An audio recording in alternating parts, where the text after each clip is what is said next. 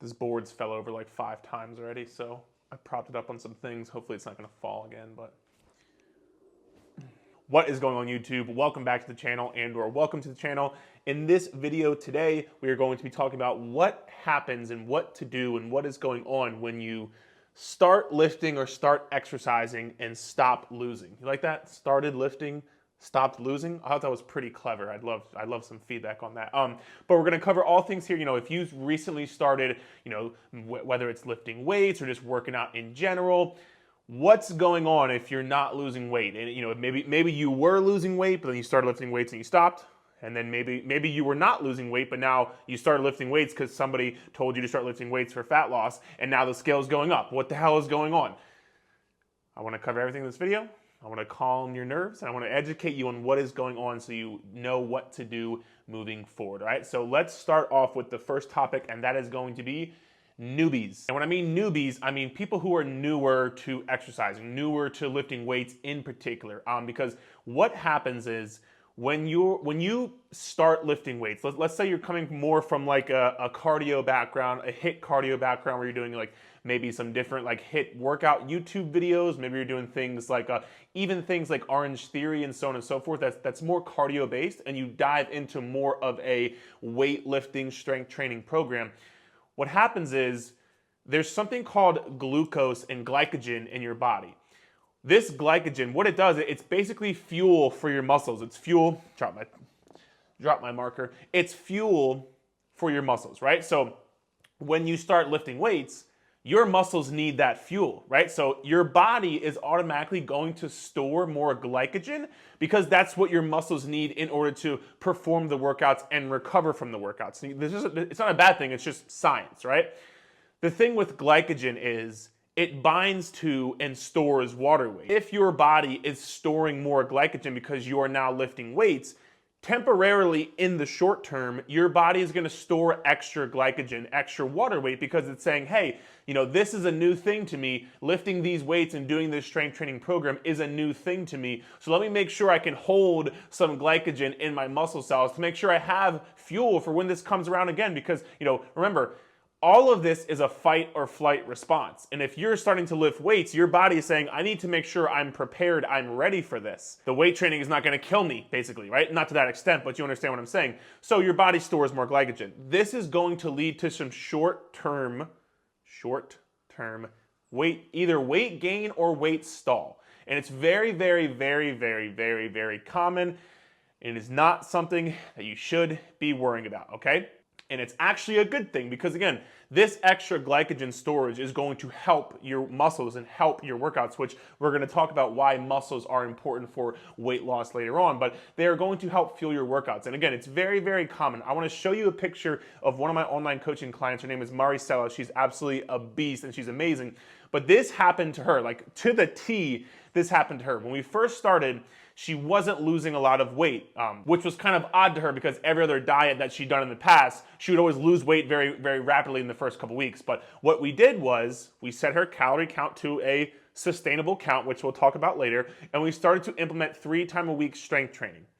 What happened was, and this is probably can relate to you, her weight was not going down the first 1, 2, 3 weeks, but my clients take measurements of themselves every 2 weeks. They take measurements of their glutes, of their waist, and of their thighs. All right. So what happened was we saw that after 2 weeks, her measurements were trending down. I think she was down either in ½ inch to an inch, but her weight was not moving yet. And I say yet because after about the 4-week mark, that's when she saw a big drop down in her weight, and she's been able to maintain that big drop down forever now. And also, as you can tell by her progress pictures, she looked completely different. So just because the scale isn't going down, but your inches are going down, that's a good thing. That's exactly what you want. And it's because of this short-term glycogen storage where your body is going to hold on to a bit more water weight than normal. But again, as long as you stick with the program and stick with the plan, you are going to see the results you're looking for. And also, you're going to change your body because remember, it's not always just about the scale, right? So that is normal. If that is happening to you, if you just started working out and you are not losing weight and even possibly gaining weight, but that's why you should be taking measurements and progress pictures as well, because like I just told you with my online coaching client, Marcella, we were taking her measurements and progress pictures. So when that time came up, we knew her measurements were down and her progress pictures looked different. So we could tell she was losing body fat and seeing progress. So that's why you can't rely on just the scale. But if that is happening to you, that is completely normal. Chill out. It's all good. I promise. Now, number 2, and this goes for somebody who's new to lifting, not new to lifting, whatever. I wrote sprained ankle here. So if you've ever sprained your ankle, you probably know what I'm about to talk about here. If you're not, I'll explain it.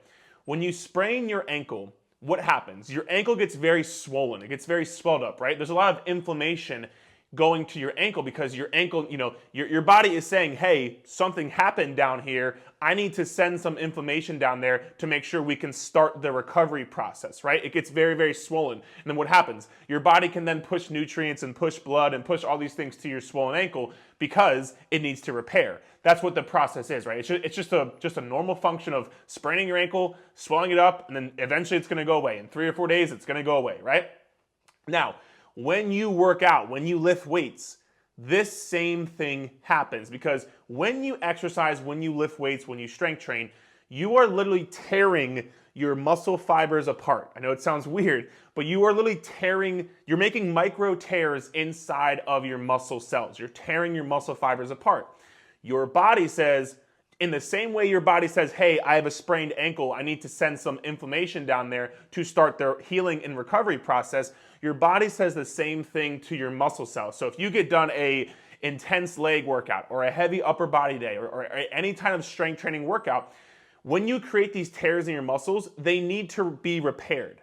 If they're not repaired, you're not going to see any change in your body, which is, by the way, why exercise is half of it and recovery from your exercise is the other half of it. And this is why you shouldn't be working out 6-7 days a week, because your body needs time to recover. But that's a different topic for a different day. Let me get back on track.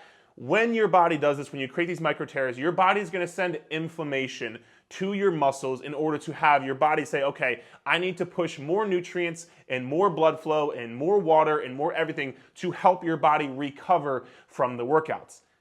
Again, this is a normal function and a necessary function if you want to grow stronger, more defined muscles, right? Because this is the process of, if you want a more defined shoulder muscle or a more defined leg muscle, this is the process your body goes through. It's necessary. But along this process comes inflammation, and with inflammation comes water weight. So in the short term, when you're very, very sore, and when you get done a heavy strength training workout, which, by the way, that's why if you hop on the scale the next day and your weight spiked up and you had a very heavy, hard strength training workout the day before, the scale is going to go up, and that's why, because of this inflammation process. I talk about that in my YouTube video here. I'll link it here above. I talk about that in my video of why the scale spiked up. I give you, I think, 7 reasons why the scale spiked up, in which none of them are because you gained body fat. It's the same thing here. You're just going to be retaining some extra water weight for a short period of time because your body has to, send inflammation to your muscles in order to repair them, in order to grow stronger, more defined muscles in the long term. Remember this, these 2 things thus far have been long-term focused. We're not focusing on very short-term weight. We're focusing on long-term results, and it's the same thing here. So that is the second reason. Now, the third reason, I wrote Hulk here, which don't be afraid. I don't mean getting huge and massive, but when you strength train, you're going to build some lean muscle mass, especially if you are newer to strength training and or just newer to following a real properly designed program. I don't mean things like Beachbody. I don't mean things like Orange Theory. If you are getting on a properly designed program, when you get on that program, especially if you're new, you are going to build some lean muscle mass. And I'm very jealous of you, because that's the best time of your journey that you're going to build lean muscle mass. Your body is very sensitive to this, and sensitive to this progressive overload, which is, again, just basically the way your body builds muscle. So your body's going to build some muscle. But what happens is, if and when you strength train and you lift weights and you build muscle, let's say you build 3 pounds of muscle in a month. And let's say you lose 3 pounds of fat in a month. On the scale, it's not going to change, because 3 pounds and 3 pounds even each other out, right? You won't see any scale change progress if you lose 3 pounds of fat and gain 3 pounds of muscle. But muscle is more dense than fat. Muscle does not weigh more than fat. I don't know where that came from, but Muscle does not weigh more than fat. A pound of fat is equal to a pound of muscle. They're both a pound. Just like a pound of feathers is the same as a pound of bricks.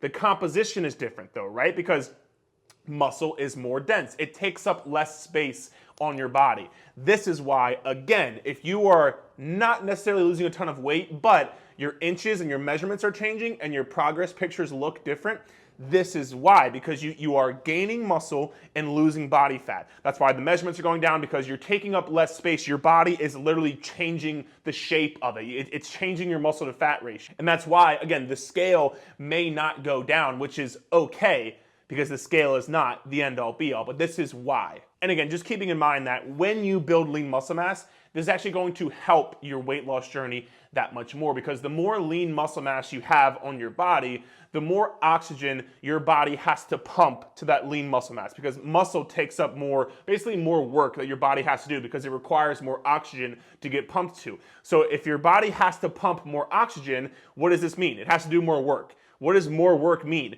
Increased metabolism, more calories burned throughout the day. The more lean muscle mass you have, the more calories you burn throughout the day, doing nothing, just because you've added lean muscle mass to your body. So again, in the long term, this is actually very beneficial for your weight loss journey, because it's going to help you keep your metabolism high and help you burn more calories throughout the day.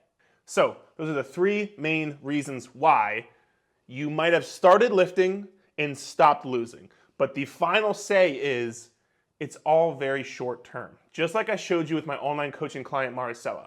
For the first few weeks, she didn't lose a ton. But by week 4, week 5, week 6, she was then losing weight on top of changing the way her body looked. And that's what I want to leave you with. Please do not focus on the short term. Don't focus on the first 1, 2, 3 weeks. Remember, you're supposed to be in this for the long haul, right? So what is the first 1, 2, or 3 weeks? As long as you don't let your emotions take over, and as long as you don't let the emotions of you not seeing the scale go down, or even possibly seeing the scale go up, which again, is totally normal, do not let those emotions take over your actions. Just because that you want to see the scale go down, but you're not seeing it go down, don't let that then dictate your actions and say, well, I'm not seeing the scale go down, screw this, I'm just gonna stop working out, I'm just gonna stop eating healthy, I'm gonna stay off my diet, I'm gonna do all the things I'm not supposed to do, right? When this happens, because it will happen, you need to make sure you're, number 1, aware of why it's happening, which is why I just did this video for you. Number 2, have realistic expectations, which is why I just did this video for you. And number 3, make sure you are aware and knowing that don't let those emotions dictate your actions. Logically think about, if I keep doing the things I'm supposed to be doing, strength training and being in a calorie deficit to lose body fat, hitting your calories, if you keep doing those 2 things, I promise with all my heart, you are going to see progress. I've seen it time and time and time again, coaching people, thousands of people throughout my 4+ years of coaching. If you just keep doing what you are supposed to be doing and do not quit, you will see progress, I promise. The biggest thing is when these things happen and you don't see the scale go down, and that's when people quit. And that's why people never actually see any real progress, because 1, 2, 3 weeks in, they quit. 1, 2, 3 weeks into anything and you quit, that's not good. I don't care what it is. You need to give things time. So listen, keep strength training, keep eating in a calorie deficit, and I promise you, you will see progress. If you need some workouts, I will link 52 totally free workouts here below in the description. They're literally totally free. They have exercise videos from me. Like, please feel free to grab that. It's one of I think one of the best free things anybody ever really gives out, if I'm being kind of humble but honest. So that's number 1. Number 2, if you want to know how many calories you need to eat to lose weight, I'll put a video here above, which is my free calorie calculator. All right, so any questions, any concerns, please feel free to drop them in the comments below. If you enjoyed the video, please feel free to give it a thumbs up and subscribe to the channel if you want and or like more content like this, okay? Hope the video helped you guys, and we'll talk soon.